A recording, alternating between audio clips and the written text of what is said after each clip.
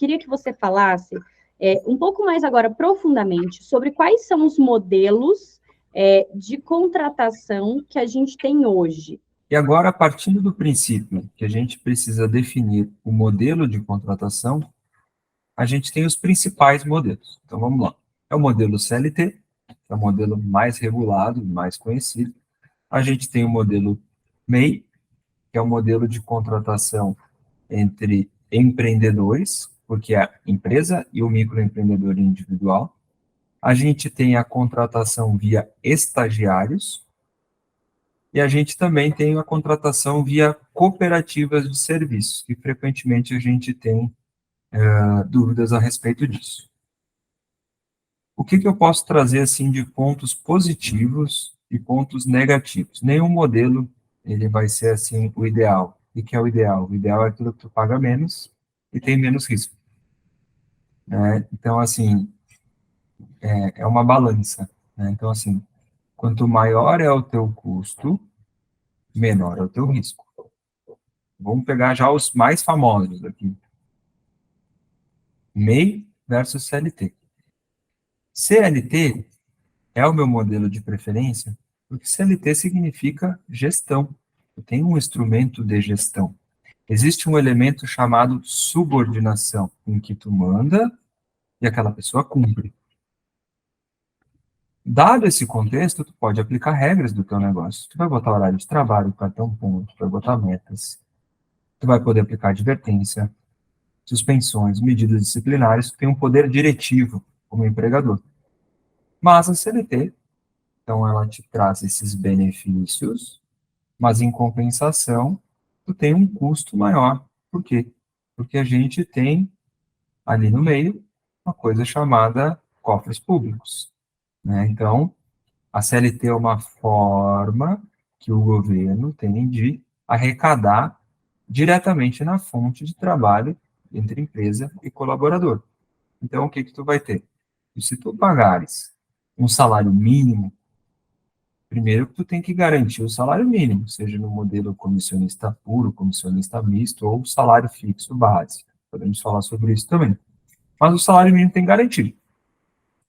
Mas esse salário mínimo vai refletir em outras verbas, que é a 13º, férias, FGTS, e a rescisão também, multa dos 40% e por aí vai. Então, benefícios da CLT é poder de gestão, é um instrumento de gestão. Peso da CLT, ou seja, os contras, são os custos. Ela se torna um modelo aparentemente mais caro. Né? Eu vou falar aparentemente porque dentro do correspondente bancário, eu tenho uma tese que a CLT ainda é mais barata que o MEI. Agora, trazendo o MEI. O MEI, via de regra, é uma contratação entre empresas. Então, é microempreendedor com microempreendedor ou empresa com microempreendedor. Recentemente, a gente teve uma decisão do STF, posterior à reforma trabalhista. Então, a gente teve a reforma trabalhista no artigo 441, que definiu que, se tiver as formalidades legais com o contrato assinado, não necessariamente um contrato entre pessoas e entre empresas vai ser CLT. E a gente teve uma decisão do STF dizendo que as empresas podem terceirizar a atividade fim.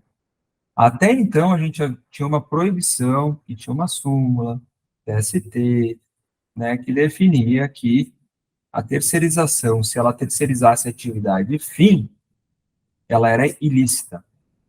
Ou seja, eu poderia terceirizar, vamos pegar o exemplo de um shopping.